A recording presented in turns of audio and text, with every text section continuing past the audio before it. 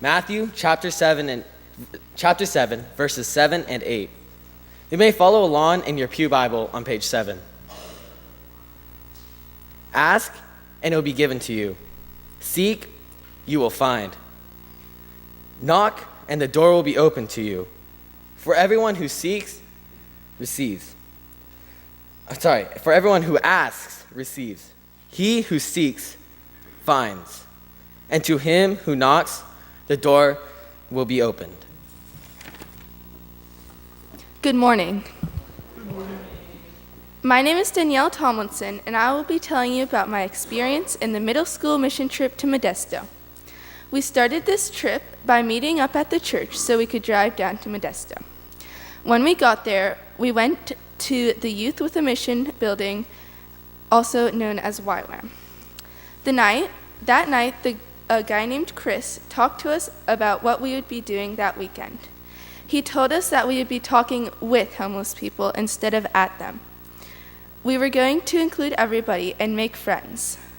The next day, we went out into the city with a scavenger hunt. We split into 3 groups, with Lisa, Garrett, and Chris leading us. The goal wasn't at all to finish the scavenger hunt, but to connect with people. We used the questions on the list for the scavenger hunt, and we would ask people them and talk a little more, and then once we were done, move on. Some of the questions there were certain places we had to go to, so we'd walk there and talk to people on our way. About after 2 hours, we met up and went to eat lunch at a Mexican food truck. When we got back to the church, we talked about our experiences, then prepared for dinner that we would be serving later. Me and Joshua Yang were helping out Chris and Lisa as we prepared a giant pot of chili and lemonade for dinner. Once dinner was prepared, we loaded it up in a truck that we also put games in. We then went to a place called the 9th Street Cafe, which was just an outside location next to a store where people met up to eat a meal together. After we ate dinner together, we played games. One of the games some people played was a dice game called Farkle, which is actually kind of inspiring to watch. It just showed how the small game of dice can make people connect and just have fun. While playing Farkle and our other games, there was a small storm, which we had to set up pop-up tents and anchor down, so that way they wouldn't fly away. After everybody was done and we went back to church, we got ready for some Syrian people to come over. When they got there, we ate pizza, and did crafts and games with them.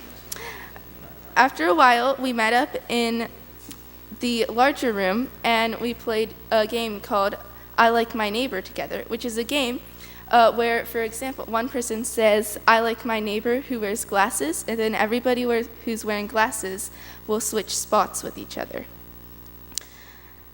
Then, once they left, us youth group kids hung out and we played Mafia and other games before bed. The next morning, we went to church in the park, which we set up for, and then we took the service, which had a really long and confusing sermon. After the church part, we served lunch and dessert for people, and that was the last thing we did on the trip. Overall, this trip has taught me a lot about including everybody, no matter their race, gender, or social class. People just want to feel included and make friends, and it feels good to include people and make new friends, and God is a great way to do that. Thank you.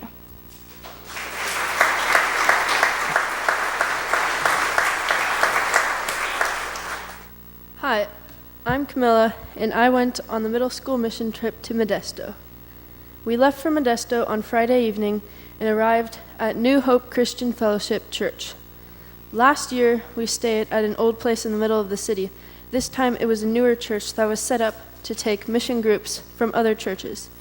Chris, the leader of the mission groups, showed us around, and we went in the common meeting area of the church. He introduced himself and drew a game of hangman on the whiteboard. We were supposed to guess the letters until it spells out something, and the phrase was conveniently printed on a sign hanging right next to it.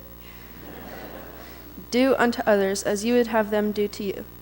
He told us that whenever we are here or we are helping out other people, we should always follow the golden rule. He said, "Do you ever go around all day at school feeling self-conscious because you haven't taken a shower in a few days? Your hair is greasy and you just feel dirty even if nobody says anything about it. This is what people living on the streets feel like every day. People walking by look at them like they are a disgrace, and police and shop owners are always telling them to move along." He said, "Whatever you do on this trip, your goal is to make everyone feel like they belong.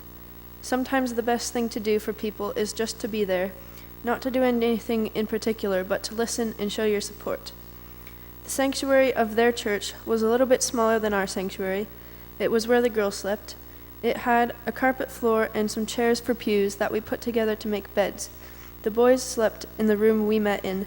They had a TV to play video games, but we had Nerf guns. In the morning, we went on a scavenger hunt to explore Modesto. The idea was to interact and start conversations with people on the streets. Some of the things on the list were to go to a certain place and ask for directions, or ask about the history of a certain statue, but not many homeless people knew the history of the city. And another thing on the list that we did was to buy coffee from Taco Bell and give it out to homeless people. That one was sort of awkward because even though we were supposed to be making conversation, some people didn't want to talk, so we just gave them the coffee and kept walking. Also, we didn't know sometimes who was homeless or who wasn't. Most people did talk to us, though, and told us their stories. We went to a cheap taco truck for lunch and came back to the church to rest. Later in the day, we helped set up the 9th Street Cafe. It's a place at a dead-end street where people from the church set up tables and serve food for anyone who wants to eat. We were serving food and playing a dice game called Farkle, while a wall of dark clouds was steadily coming closer. And we predicted it would rain in 15 minutes, and right on the mark, or maybe before, it started pouring.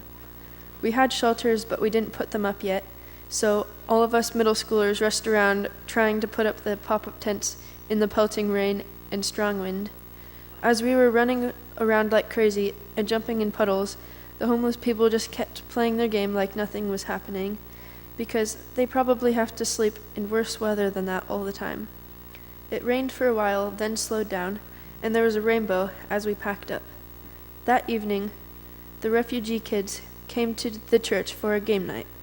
We played ping pong, Jenga, and drew with crayons. We also played interactive games in the sanctuary, and most of them spoke English.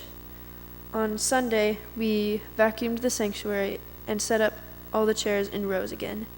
We packed all of our stuff up and went to help with the Modesto Church in the park. We set up chairs and pop-up tents on the tennis court and tables and other tents for lunch later. We played tag on the playground for a long time until it was time for church. There weren't many people at the service when it started, but a few more came as time went on. We sang a few hymns that none of our group knew, and the sermon made even less sense than the ones here.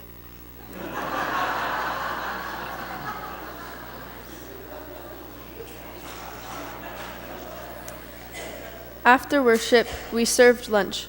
About 3 times as many people were in line for food as there were at the service.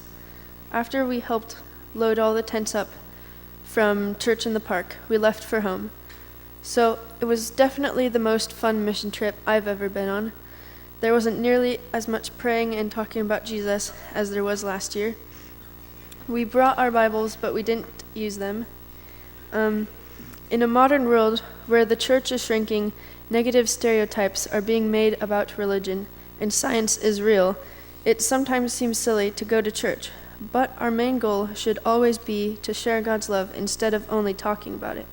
Even on a trip where we don't do much that is specifically churchy, we can still find our own meanings, like friendship, fun, culture, and the fact that sometimes the best thing to do for people is just to be there.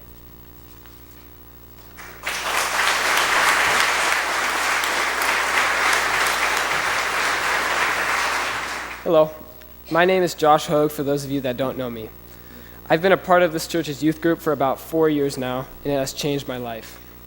Surrounded by some of my closest friends, I've had multiple opportunities to participate in fun activities. Of these activities, being the most important, are youth group mission trips, which we serve and assist others in need. Unfortunately, here in Carmichael, we have a noticeably large population of the homeless.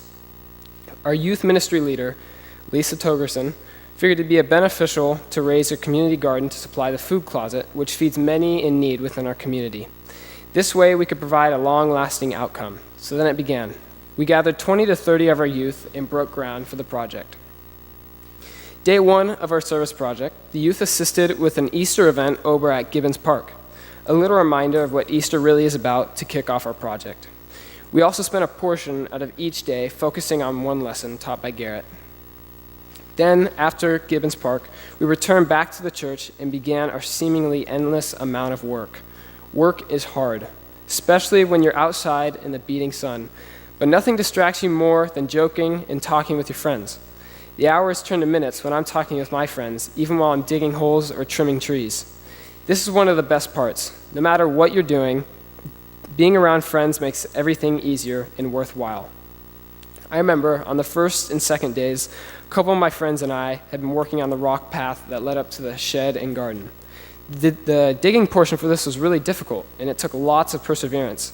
But once we had finished pouring the gravel into the ground, the path looked amazing. Suddenly, we weren't dreading our splintered hands, we were proud of our hard work, and we stood there admiring as we tested the path out.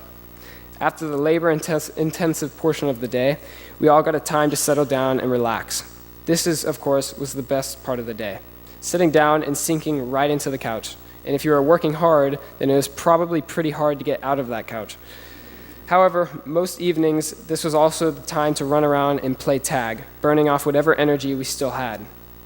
Soon after came dinner, which smelled and tasted amazing every day. This mission trip specifically was very convenient for all of us because we were working within the comfort of our own building. No 5-hour car rides or getting locked out of rooms, no days without showers. And we all know what happens when lots of guys sweat for hours on end and don't take showers.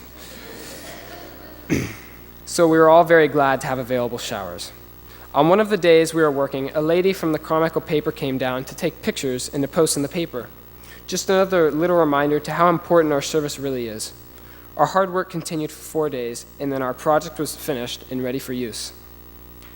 Here, I've summarized my experience of the 2019 mission, but I speak on behalf of all the youth. Each and every one of us gives our gratitude to the congregation for their aid in making these events happen. These service projects are fun and memorable and help everyone better themselves by providing to the less fortunate. By the time we are finished, our blisters have turned to calluses and we leave better people than we were before. Again, I give my immeasurable thanks to the congregation.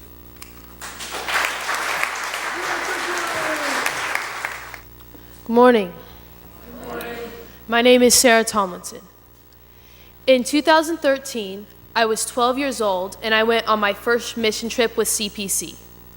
I did not fully understand why I went, but I knew it was good to help people, and stories of other trips convinced me that it would probably be fun. No CPC trip has ever failed to entertain me. On the trips, we would talk about God and how it is our job as His people to do good. That is pretty easy to understand.